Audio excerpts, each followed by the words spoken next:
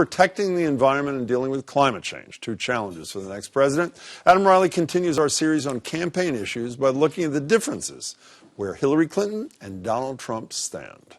Throughout this presidential race, Donald Trump has insisted that he cares deeply about the environment. We want to have clean air to breathe, and we want to have beautiful, clean water.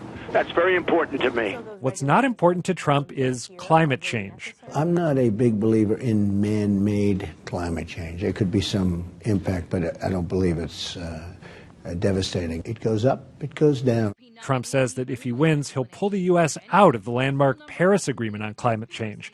And back in 2012, he called climate change a Chinese hoax designed to undercut American manufacturing. My reaction is that's crazy. That's just that's just crazy talk. Jeremy Shacken is a climate scientist at Boston College. To say he's frustrated by Trump's stance would be an understatement. We can then completely disagree on what you do about it, but we have to at least settle on the really solid basic points of science. In contrast, Hillary Clinton's been pitching herself as the one candidate who agrees with an overwhelming scientific consensus. I'm running against a guy who denies science, denies climate change, says it's a hoax created by the Chinese. Clinton's climate change plan includes 500 million new solar panels, beefed up fuel efficiency standards, and continued support for President Obama's Clean Power Plan, which would force power plants to cut carbon emissions and is currently held up in the Supreme Court.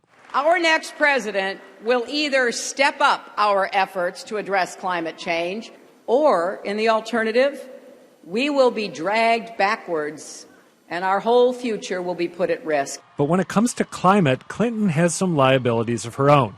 Activists have criticized the Clinton Foundation for taking money from the fossil fuel industry.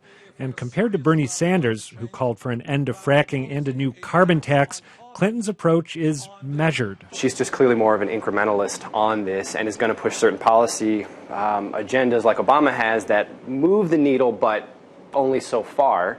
There might be one area where Clinton and Trump have a glimmer of agreement. Both say policies aimed at controlling climate change can take an economic toll. Other countries are not adhering to the rules. We are, and it makes it impossible for our businesses to compete. Still, the choice for voters is stark. One candidate who thinks the science justifies some sacrifices, and another who scoffs at that idea. Adam Riley joins me now. Thanks, Hey, Adam. Jim. So, actually, before you ask me a question, I want to give you a quick quiz. Me? Climate change was not even alluded to in the presidential debates, with one exception. Who was it that asked the candidates how they'd create energy while protecting jobs and the environment? Jimmy, the rent is too damn high. McMillan. I'm going to give you a clue. Oh, I have no Red idea. sweater, sketchy mustache.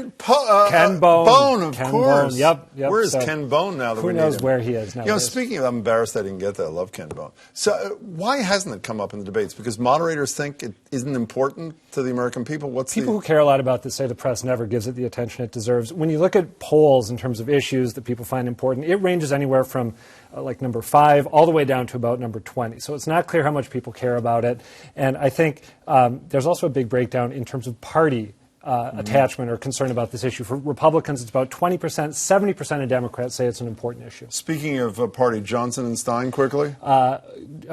Jill Stein is a climate change hawk. She wants to put the country on a wartime footing to deal with it. Says that'll mean 20 million new jobs, all renewable energy sources by 2030. Gary Johnson says the climate's probably changing, we're probably causing it, and we probably can't do much about it. And a few years back, as you may have heard, he said that that's okay because one day the Earth is going to be engulfed by the sun anyway, so don't sweat it. Ken Bone. That was the answer. Good to see you, Adam. Thanks so much. Appreciate it.